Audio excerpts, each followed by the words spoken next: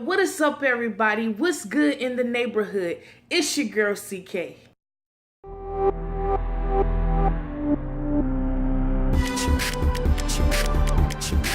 I'm back with another video, here to do my very first story time. And as you can tell by the title, yes, this is the time that she cracked him over the head. This story takes place in June of 2012. I'm not going to use the real names of the people because I still communicate with some of them, but just say that this story ended up going from good to bad in a 3-second range period of time. So I was dating this chick for a year before I went to see her for my birthday. So I got up there June the 7th. My birthday was June the 8th. So I got up there on the 7th, and this chick was way older than I was. I was 19 going on 20. She was 30 going on 31. And she had 5 kids. Not 1, not 2, not 3, but 5 kids. The oldest being a girl, which she was the only girl, and there were 4 boys.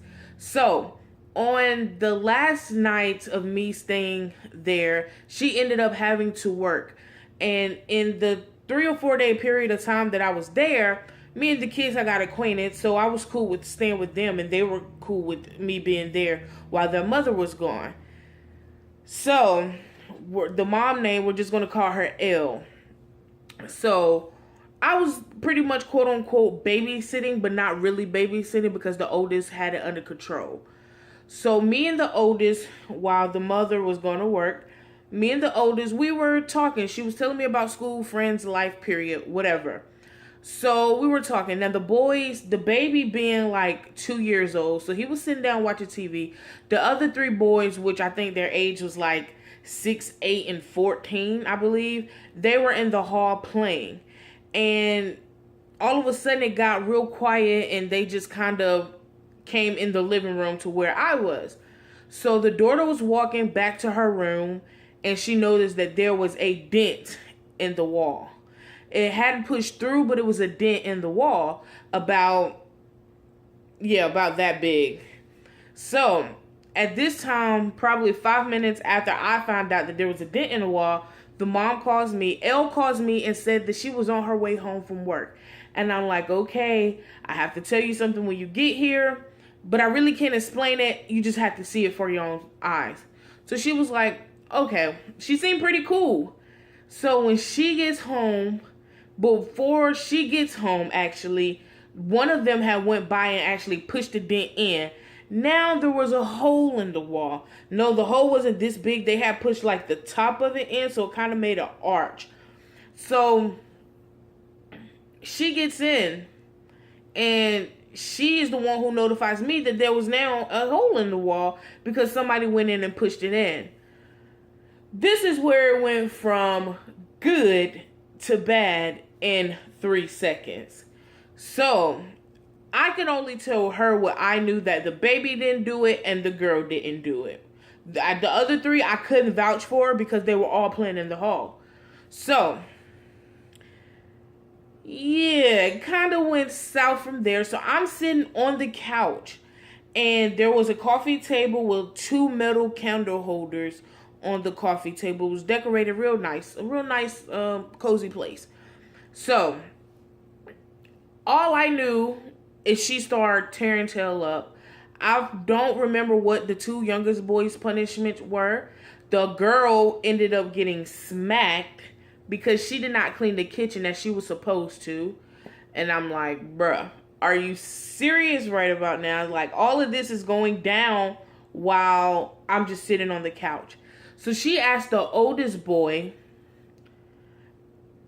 she gave him 3 tries to tell her what happened. The first try, I guess he didn't say what she wanted to hear, and she could read through the bullshit. The second try, same thing. And as she's proceeding to talk to him and tell him that was his final chance to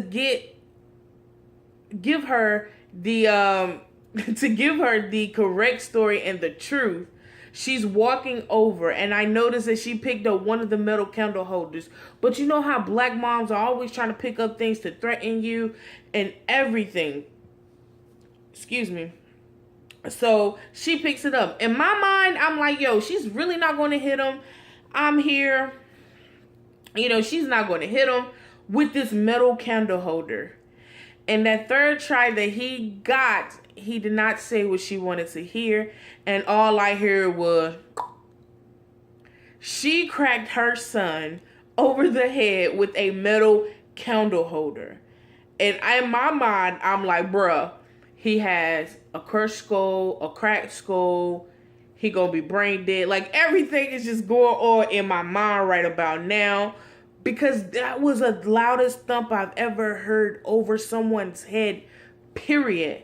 And it was metal. It wasn't glass or nothing. That was a metal candle holder with the thick bottoms that's like that thick. Yeah, it was one of those type of candle holders. So he holds his head and he's running to the bathroom screaming. And she just comes and sit beside me and was like, yo, how was your day?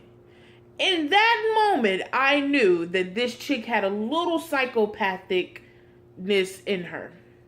How do you go from cracking this child over the head with a metal candle holder to talking to me as if nothing happened? So the sister goes and checks on him to make sure he's all right. Blood is coming from his head, but not a whole lot. And he sat in the bathroom and quote unquote picked the scab or picked at it and made it bleed a lot. And she was just fussing him out. I'm not taking you to the hospital. I don't give a fuck. Da da this, da da that. But all at the same time, she's still talking to me so calmly, so cool. I was ready to get up out of there at that point in time because I'm like, yo, he gonna call the police while he's in that bathroom. CPS gonna come knock on this door. I'm 6 hours away from home in a whole different state. Yeah, this ain't gonna be good for me right now. Like, how do I call my mom and let her know that I'm locked up for child abuse charges or whatever, and I didn't even have nothing to do. I was just there, so it would be conspiracy. Like, all of this stuff was rushing through my head right about now, and in the end, it was funny because she knocked him out, and then she bandaged him up all at the same time. She was like, I'm not taking you to the hospital. So she sent the daughter to the store to get a first aid kit, and she bandaged him up all in one night. Like, in a 30-minute span, she knocked him out and then bandaged him up. Like, are you kidding me right about now? But it was the craziest thing that happened while I was up there. I did not even know what to do. If you like the content of this video, make sure you hit that thumbs up. Make sure you hit that subscribe button and tell everybody you know. And I'll be back next week with yet another one.